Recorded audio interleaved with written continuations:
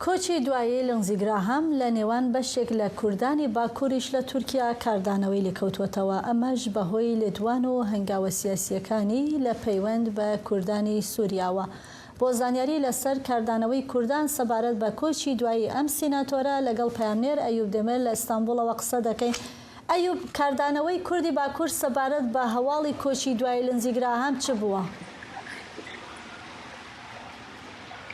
Rastî Lindsey Graham piştî ku koçî dawî kir, ev dikarim bêjim ku hemû Kurdên him Bakur him jî yê ku li nav Tirkiyeyê de dijîn û xemgîniyeka mezin ser wan de hate vekirin ji bo ku Lindsey Graham ji bo wan her gav wek piştgiriyek bû, wek hêviyek bû, wek armancek bû. Rastî koçî dawîkirina wî gelek xemgîniyekî derxist pêş.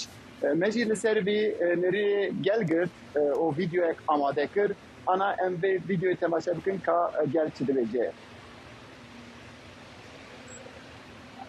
لینسی گرام دۆستێکی کوردە ئەم بمرناوی گەلێکی خەمگین بوون وەکی کو هون jî dizanin eger jiyana xwe ji dest neda ew ê ji bo Kurdan gelek tiştê baş bikira lê mixabin di demekî ku me hêvî nedikir ev xeber hat ji me re em ji bo malbata wî sersaxî dixwazin.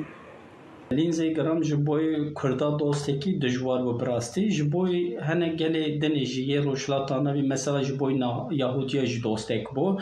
Lê heya roja îro jî ku ew helbestê li yê êrişkar li ser Kurda çê dikirin her tim hemberî wan disekinin. Ev tiştekî bi rastî pir rûmet bû ji boî Kurda.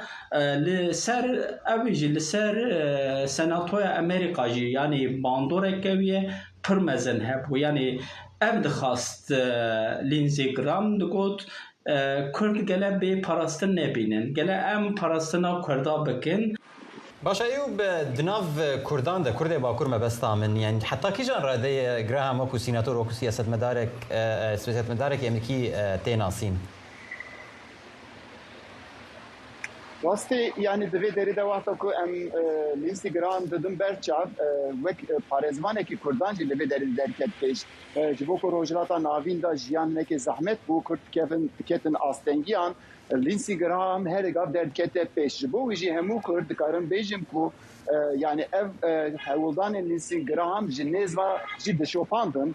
Carna wexta ku Kurd diketin tengasî ew didîtin. Ji bo wî jî Lindsey Graham li serê hemû Kurdan da ciyekê xwe û ciyekî bandoreka xwe vedaye yani tevahiya Kurdan da jî ciyê wî hebû. ئەیوب، سپاس بۆ ئامادەبوونت. ئەیوب دێمێر لە ئیستانبوڵەوە لەگەڵمان بوو.